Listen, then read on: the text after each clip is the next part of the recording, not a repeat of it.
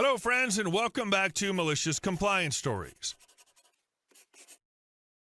Let's start our video with a story where a no-ring, no-bring wedding rule created unexpected drama. Our OP respected the bride's rule, declined the invite to attend solo, and thought it would end there. But before we begin, best way to support our channel is to leave comments, like, and subscribe with the turned-on bell so you don't miss the new video every single day. How I declined to attend my cousin's wedding. So I, 38-year-old male, have been with my girlfriend Bella, 30-year-old female, for about 4 years. My cousin Julie, female 29, is getting married. No bad blood or anything, but we're not particularly close either. Her and her fiancé James are doing a no-ring, no-bring rule for the wedding unless they personally know and have an independent relationship with someone's plus one. The wedding's about 120 guests from what I understand, and money isn't an issue. Rather, they just want to stick to people they personally know as much as possible, which I can understand. Julie and Bella met, but only briefly, so Bella wasn't invited. I understand where Julie's coming from. I'm not angry and don't hold it against her. So when the invitation came, I filled out the RSVP card, respectfully declined. A few days later, my aunt, Julie's mom, calls me and says it's too bad I can't make it. I agree and tell her that I hope Julie has a great wedding and, more importantly, a wonderful marriage. She asks why I can't make it. I tell her it's because I'm going to feel out of place there, since all family will have their significant others there, while I'll just be wishing Bella were there. She tells me that there are a few people on James' side and a few of Julie's friends will be attending by themselves, including a few others who are in the same boat as me, in a relationship but no ring, and that she's sure we'll all have a fun time.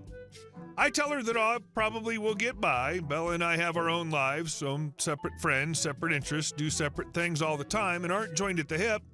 But be that as it may, under the circumstances, I'd rather decline. Then my aunt starts getting crappy and tells me how Julie was there to support me at my wedding to my ex. I tell her yes, that's true, but I also note that I gave Julie a totally unrestricted plus one, which she used for her boyfriend at the time. Then she starts getting pouty and telling me that if I don't come, then I can forget about Julie coming to mine and Bella's wedding. We're not engaged. We might someday, but we're taking the long road. So I ask her, if Julie doesn't invite my bride to her wedding, why in the blue hell would you assume she'd be invited to ours? Let's just say it went downhill from there. Edit for update. So Julie just called me and asked why I'm giving her mother, my aunt, a hard time, and that the no-ring, no-bring rule wasn't personal, and that if she invited Bella, then they'll have to invite a bunch of other people, including some that they really don't want to invite. So I told her that I never gave her mom a hard time. Rather, it was her giving me a hard time since she didn't like that I declined and got all bent out of shape that she can't pressure me like I'm still a little kid or something. So actually, I'm kind of offended here. I also told her that I never tried to press for an exception from her rule, but took it at face value, never held it against her, and respected it, although that did mean that I'd ultimately choose not to attend as a result. She started going on about how it would look that some of our other cousins on the wrong end of the no-ring, no-bring rule might follow my example, and that some of the older people would be upset. I told her that none of that is really my problem. I don't mean that harshly, but my priority is Bella, not acting as a prop for her wedding show, what some other relatives that I only see at weddings and funerals think, or whatever inside baseball she's dealing with for finagling a way out of inviting certain people.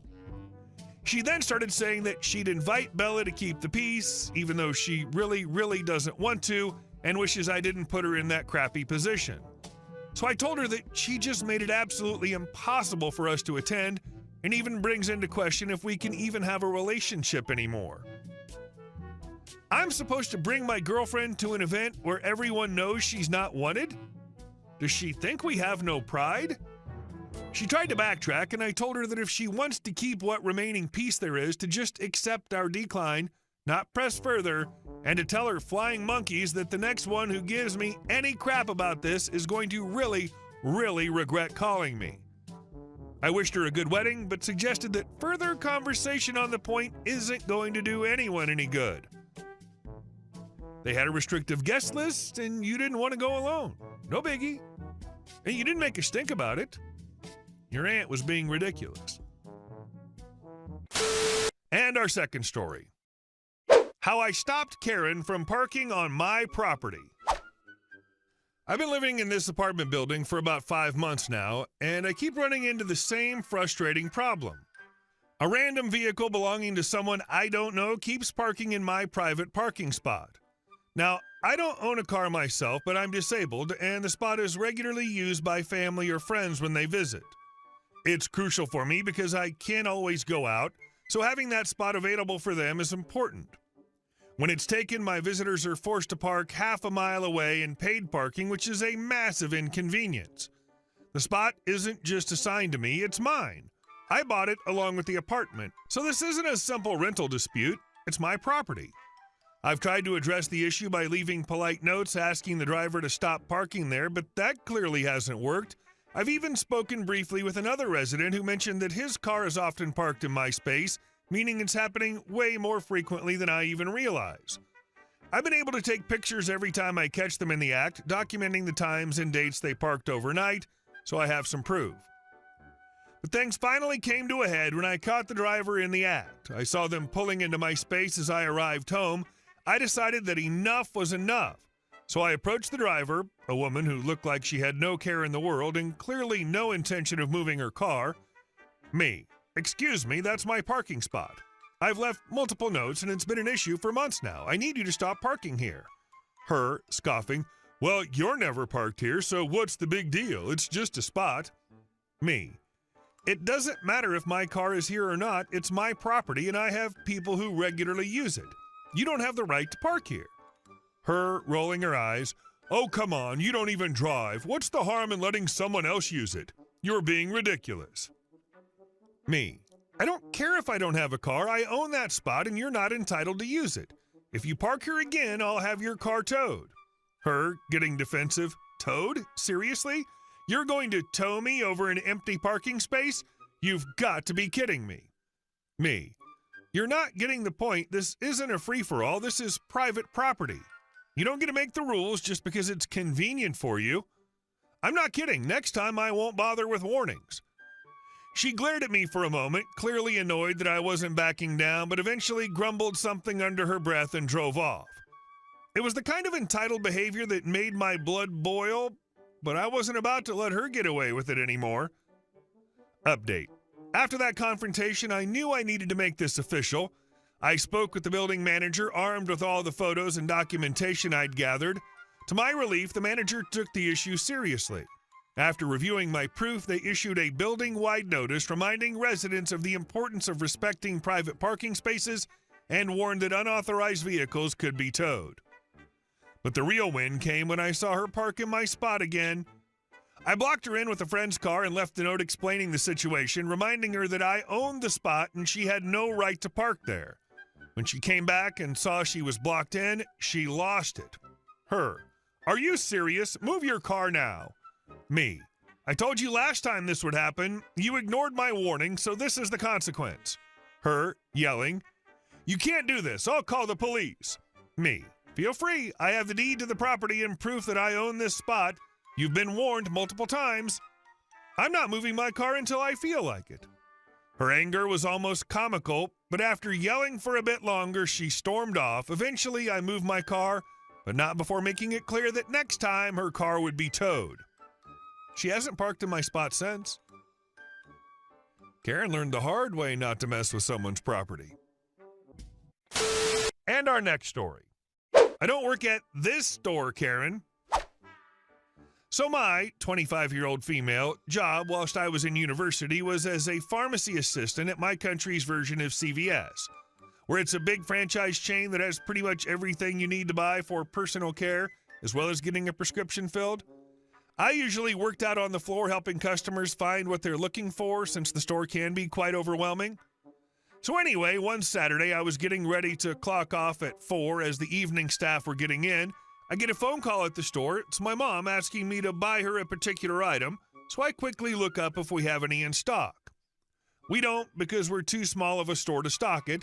However, the larger store 15 minutes down the road does, so I tell her once I clock off, I'll quickly drive down and grab it, then come home. So I get to the other larger store. I've put a black jacket over my uniform, but it's quite warm, so it's unzipped. I grab a basket to do shopping.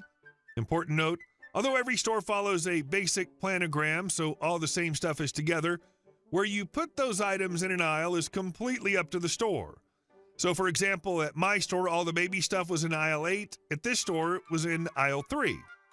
So I'm taking longer to do my shopping because I don't know where everything is. So I'm grabbing some toothpaste and get a tap on the shoulder. This was a textbook picture of a Karen. K, you need to help me. Me, sorry, K, stop talking and listen to me.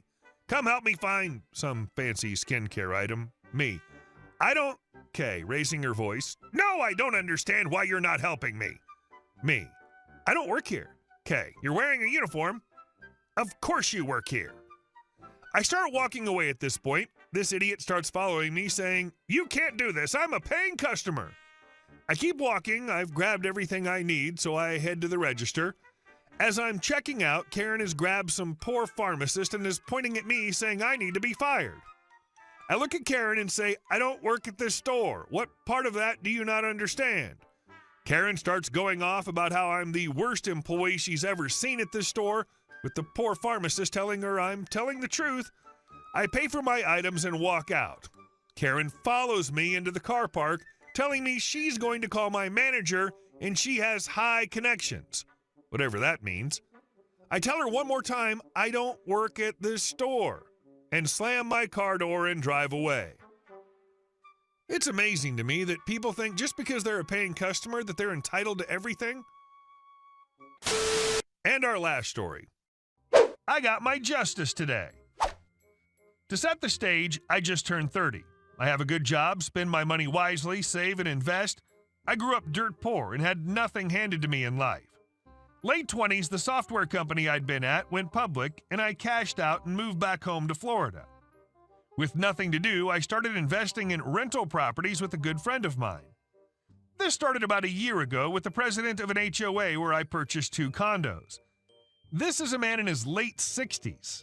Thinks he's the second coming of Jesus. From the get-go, he made comments about being young and buying houses, why my parents weren't co-signing, or must be nice to have a trust fund. Both properties have existing tenants. One still there, one left. My business model has been to completely remodel every property between tenants to get the maximum rental income. Construction was hell. Literally everything was a problem. Dumpster smelled, contractors leaving at 5:05 p.m., being accused of not pulling permits. You name it, the HOA president tried to meddle his way in. I submitted 6 rental applications, all got denied. I was never given a reason, but the board was happy to cash my application fees. I got my company's attorney involved. It took 6 months and many wasted days in a courtroom, but we finally got the books. I had a family friend go through them and found some inconsistencies. I'll save the long story, but many thousands of dollars and hundreds of wasted hours this idiot and his 2 crony board members were stealing from the bank account.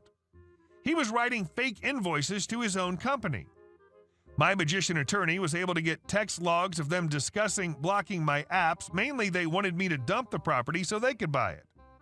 Now to the justice boner. We won a sizable judgment against him personally.